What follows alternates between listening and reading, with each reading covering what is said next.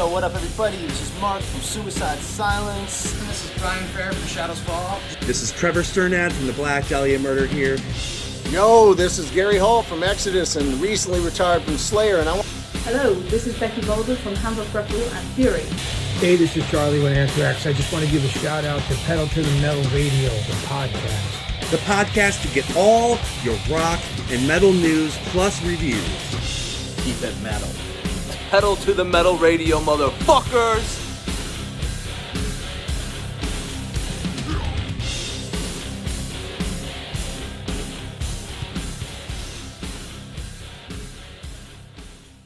What's up, metalheads? It's your main man, Eddie Monster here, welcoming you all to another exciting edition of Pedal to the Metal Radio, the podcast.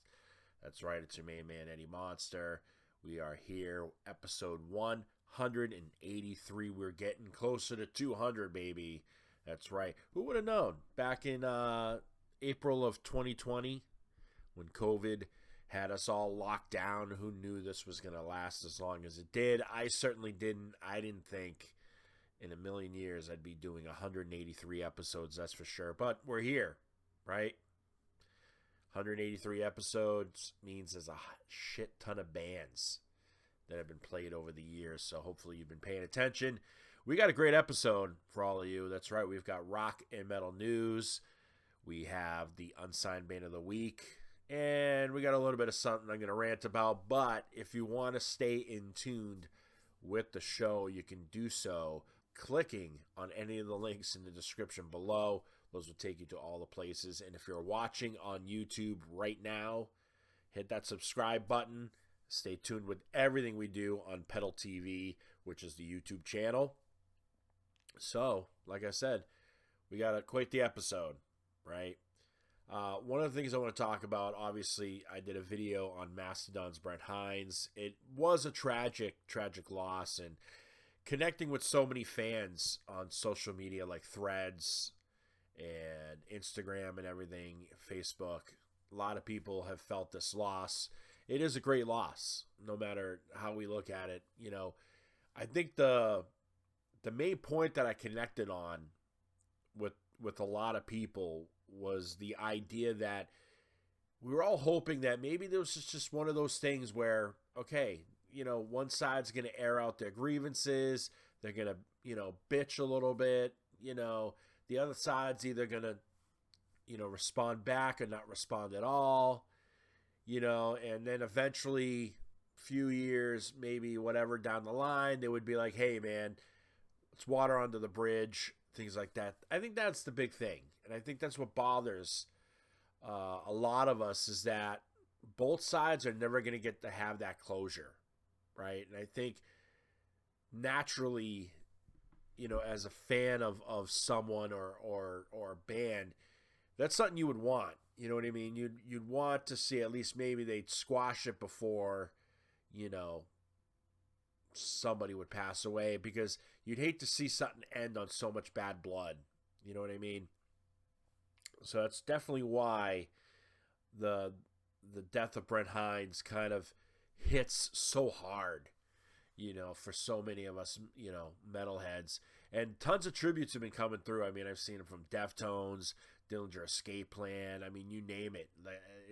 It was a ton, and it's cool to see, you know, the metal community when it comes together and things of that nature. And obviously Mastodon and Bill Kelleher, you know, doing their tribute to Brent live, which was very, very cool and very awesome to see, you know, that they you know that it's quite a loss that they have to go through. And now it's one of those things, Mastodon permanently now has to figure out what that road ahead is, you know, now that they don't have Brent, who is such an integral part of who they were. You know, that DNA that was Mastodon. You got to figure it out now. You know, where do you go from here? And all that good stuff. And now as fans, we're just going to have to figure out, you know, where do we go from here? So, as well. We just have to, you know, do what we do, especially with Ozzy. You know, you just pop on a Mastodon CD or vinyl or, you know, whatever. You listen on your phone, just pop it in and enjoy all those great songs like Show Yourself, Oblivion, so on and so forth. One other thing I want to talk about, so there's going to be a lot of Ozzy tributes that are going to be coming out.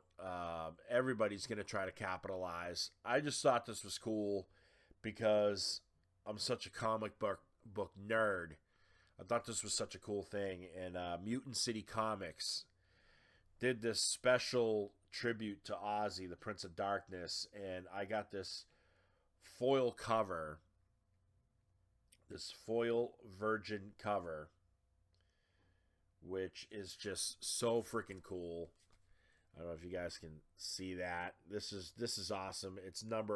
I got number 546 out of 666. Yeah, I was hoping for issue 666. That didn't happen. But anyways, yeah, look at that. This is so cool. You know what I mean? What it means by virgin is that there's no writing. You know, there's no Prince of Darkness, you know, like, and here it is, a certificate saying, you know, the tribute to Ozzy. So that's what the normal cover would be the tribute to Ozzy thing. This has nothing. It's just a picture. So that's why it's called a virgin. So thought that was pretty cool. You know, out of all the things that I'm seeing coming out, you know, Metal Hammer, I just ordered. They did a special edition, you know, of a comic for, not a comic, magazine for Ozzy. So there's going to be a lot of things, again, that are going to be coming out that you're going to see. I just thought that was really freaking cool. I just received it in the mail, so that's the first time I'm looking at it, right? This is the recording of this podcast. Very, very cool, you know, in my opinion. So, yeah, I mean, check it out. Go to Mutant City Comics if that's something you wanna see if they still have. It might be sold out. That's the only thing. I mean, if I have number 546 out of 666, that means there's 120 copies left. Who knows? Certainly I don't, but you can go and you can try and find out. They might just have the regular covers as well that you can get, the non-virgin cover, and things like that. So, yeah, good times, man. Good times. I'm actually, you know, the only thing I'm sad about is I wish I had ordered, like, 2 copies, or at least a copy of the regular version. That way I could have at least read the comic. Now I'm just like, it's too good to mess with. I'm not going to mess with it. So, it is what it is. But, yeah, we got a great show for you guys. Great show. So we're going to take a tiny, tiny little break. When we come back, rock and metal news time. Yeah, have fun, don't hurt each other, and screw politics, okay? Then you'll be all right. Believe in rock and roll. That is the only religion that never lets you down.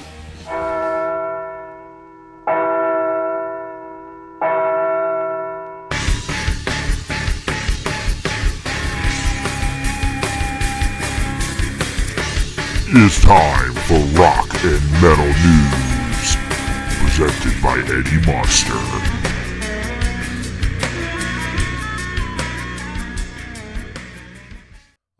Rock and metal news time, everybody. That's right. So we've heard stories before of guys going through just tremendous traumatic events and then persevering.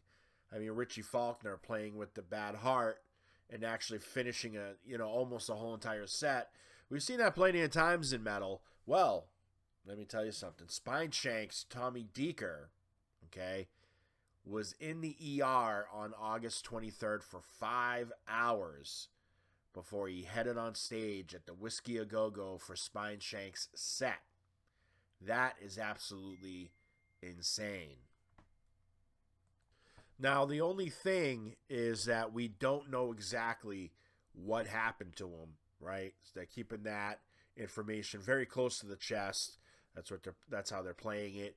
So it's crazy to even think. You know what I mean? Like, you went through something. Obviously, you were in the ER but you were a beast enough to go out and play a whole entire set. That is absolutely crazy. So, good for Tommy Deeker. In other news, this one I find a little strange as well, only because I'll get to that, right? When you're going and applying for a position, you obviously know what that position entails, what it's all about, things of that nature. Like, you don't accept a position and then not know until later on, like, I didn't realize this was what it was all about. You know what I mean? Maybe it wasn't this. Maybe it wasn't. I don't know, but I'll get to it because there's one part that kind of has me thinking, I don't know what's going on here. But nonetheless, Cradle of Filth keyboardist Zoe Marie Fedorov has officially quit the band. That's right. She says this: "It is with deep regret I share that for personal reasons I am unable to continue this tour and can't in general with Cradle of Filth." She'll go on to say stuff like, oh, you need to respect her privacy at the moment, and she's not going to answer any questions, you know, that you need to respect the new keyboardist that comes in. But this last line is where I'm like, you can't say this and then not have us question you. You know what I mean? This is the last line of what she says. At least, like Ray Khan said over a decade ago, God was there after all. Now, I'm not claiming to know what Cradle of Filth's religious background is. Although they're a black metal band, so I'm pretty sure you can figure it out for yourself where it goes. I don't know them personally. I don't know Danny Filth personally. I can't answer for him, right? Just can't. I don't know any of the other members. Can't answer for them either, right? And what their belief system is. But obviously, Zoe, you struggled with something. Because you wouldn't have quit and then said that line, at least like Ray Khan said over a decade ago, God was there after all. What does that even mean? When you were a part of Cradle of Filth, what does it mean?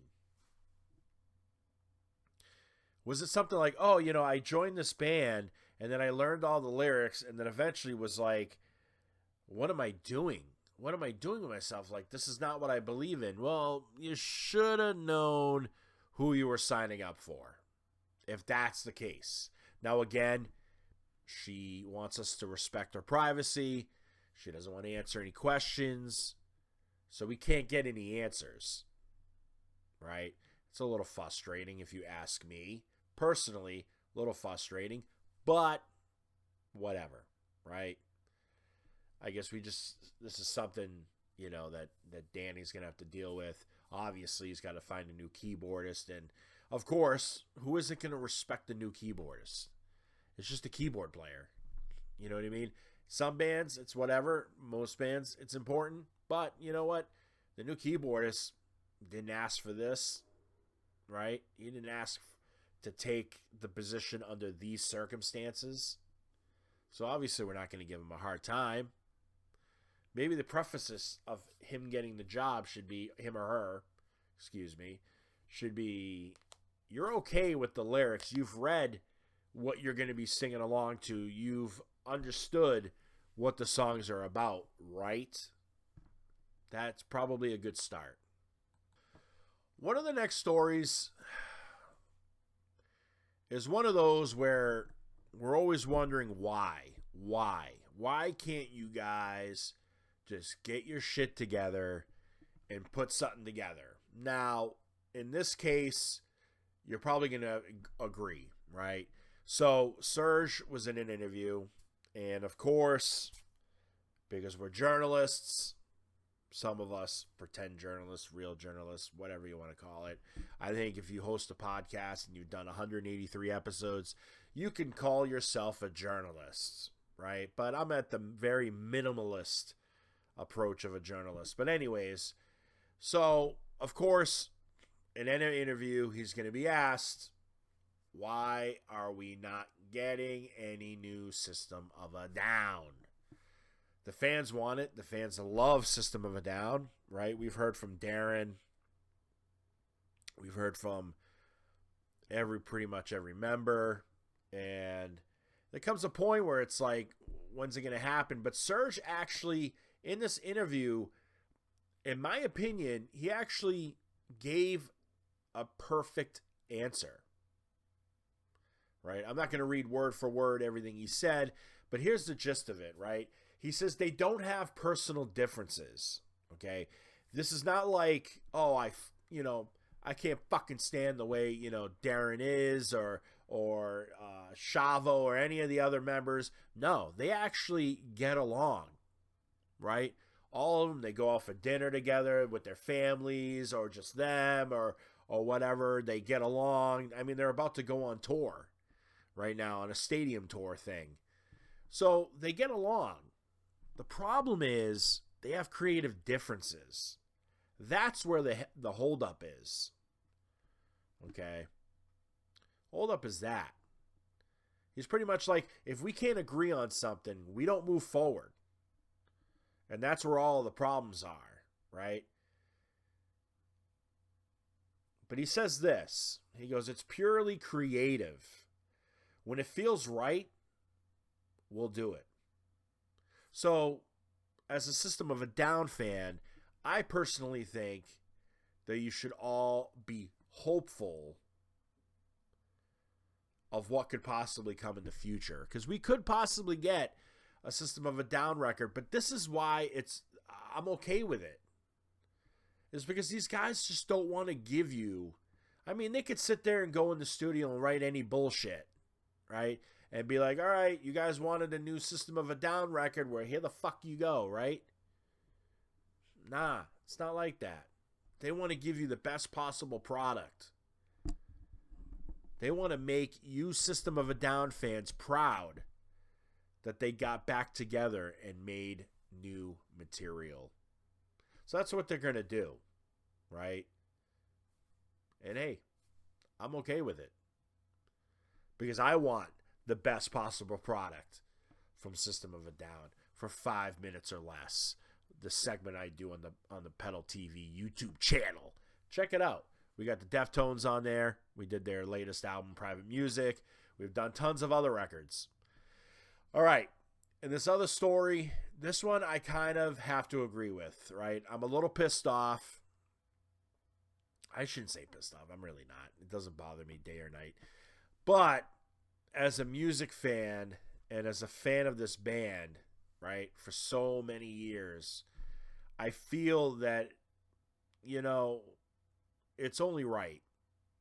Okay. And one of my big issues and why I was kind of hesitant with the Megadeth video and about retiring and all this and that was because I was like kind of the belief that you shouldn't retire if one of the guys that had been by your side for so many years is not there. I'm talking about Dave Ellefson, right? And he wants to be a part of the Megadeth farewell. I mean, he says, for things to flush out the way they did with me not being a part of the final farewell of something I started, as one can imagine, it's probably not something I'm super happy about. And I can't say I blame him. Dave, listen, nobody's perfect, right? Nobody. Ellefson, has admitted to whatever it is, and he's done his thing and he's moved on, and Dave has gone along and done his thing, Mustaine, and he's moved along. So, in my opinion, you need to bury whatever it is and realize that, to truly say goodbye to Megadeth, Dave Ellefson should be there. And then if you want to go out in style, just do what Ozzy did. You can have a night where maybe you perform with so many different members of Megadeth. It's like one final accumulation, right, of all these various members that are still alive, you know what I mean, that you could bring back from, any era, whether it's the Killing Is My Business and Peace Sells era. I think there's a couple members floating around from the So Far So Good So What. Or you can get part of the classic lineup back together, Marty Friedman, get him to play for one night. Big celebration. Why not? I mean, I think that's something I would tune into. Just saying. But, again, I think Ellefson's right. It's not a Megadeth farewell without him. So, that's all I'm going to say on that. Speaking of other bands who also want to give you the best possible product that they can possibly give you, is the band Gojira. That's right. They've been a band for 30 years, dude. Let that sink in. Well, the band has announced that you won't see a new album until 2026. That's right. They are working on the new record, but they're not rushing it because they feel that because they've been around for 30 years, and it's not a conceited kind of way of saying this, but they just don't feel they have to rush it. I mean, right now, guitars and drums are done, according to Mario, but he feels that because they don't want to rush it, that means they can give you the best possible product that you could possibly get. So, again, that's another thing. I'm okay with that. I don't want bands to just pump out shit just because, you know, you, the casual fan, feels like, oh, I'm bored of this record already. You know, like, I need new stuff. Like, give me new stuff. Nah.